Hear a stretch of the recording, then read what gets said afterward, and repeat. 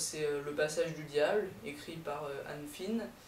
Donc elle est née en 1947 et elle a écrit surtout de la littérature pour enfants. Et donc ce livre-là, c'est un thriller et je crois que c'est un de ses premiers.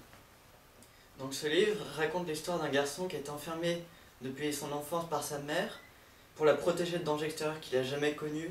Il est sorti 2 fois dans sa vie de sa maison. Sa mère lui fait croire qu'il est très malade pour qu'il n'ait pas envie de sortir, pour éviter de contaminer les gens.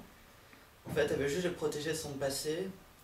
Et au moment où sa mère meurt, il cherche à découvrir justement quel était son passé, l'histoire de sa famille et à quoi sert la maison de poupée.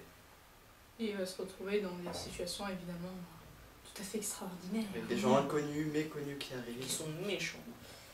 Et donc on peut bien imaginer ce personnage complètement perdu dans ce monde qu'il n'a pas connu parce qu'il était enfermé.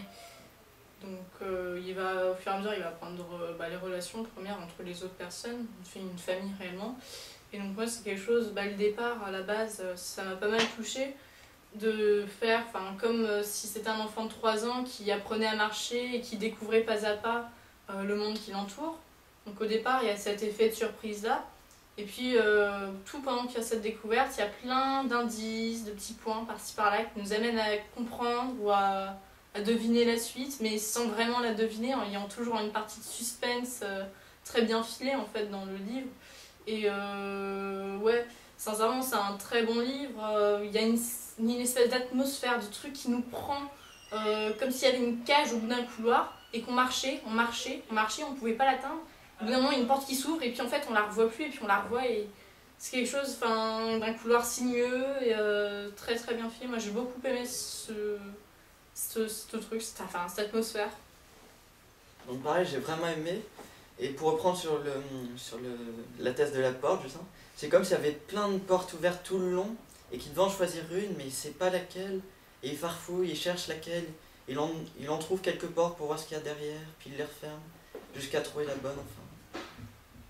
Oui, moi aussi j'ai beaucoup aimé, je reprends encore parce que la porte, c'est bien. C'est très beau, donc en gros, parfois il choisit des portes qui sont les mauvaises et en fait ils conduisent à d'autres portes où il peut se rattraper pour prendre des bonnes et tout ça. Donc oui, il y a une sorte d'atmosphère mystérieuse, tout ça. Oui, moi je l'ai vraiment beaucoup aimé aussi. De toute façon, j'ai toujours bien aimé Anne Fine. Après, c'est pas non plus qu'une histoire de porte froide, sans aucun sens. Il y a toute la dimension du personnage qui découvre la vie. Et du coup, quand il ouvre les portes, c'est des essais, mais il n'y a pas que ça. Derrière ces portes, évidemment, derrière chacune des portes se cache quelque chose. Et c'est quelque chose, on le sous-entend, on le comprend, et c'est quelque chose qui va aussi dans le sentiment. Donc finalement, chacun peut comprendre ce personnage de manière différente, mais tout en comprenant l'histoire et en l'appréciant à sa manière.